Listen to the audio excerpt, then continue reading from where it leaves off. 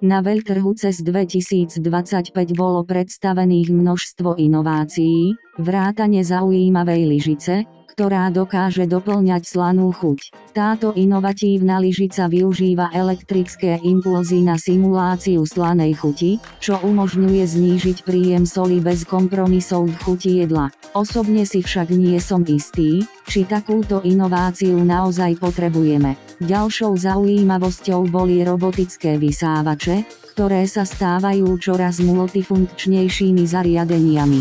Značka Roborock predstavila svoj najlepší model Roborock Saros Z70.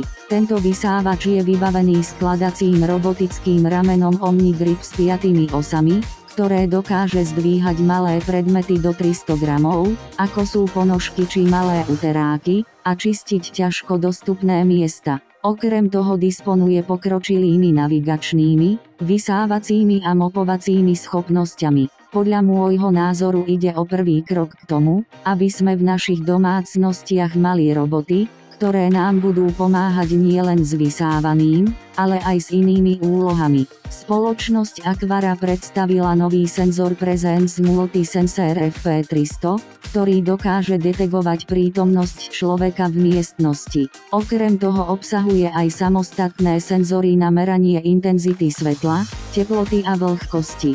Medzi ďalšími novinkami spoločnosti nájdeme nástenné ovládacie panely, inteligentné spínače, senzory a klimatizačné riešenia novej generácie.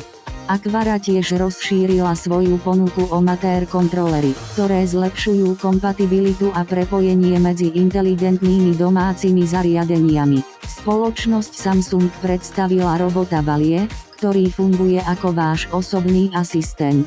Dokáže reagovať na vaše požiadavky, či už ide o ovládanie inteligentnej domácnosti, alebo premietanie filmu na stenu vďaka zabudovanému projektoru. Samsung plánuje uviesť Valie na trh v prvej polovici roku 2025. Toto boli produkty, ktoré mi prišli zaujímavé na CES 2025, a čo vás zaujalo na tomto veľtrhu, podeľte sa so svojimi postrehmi.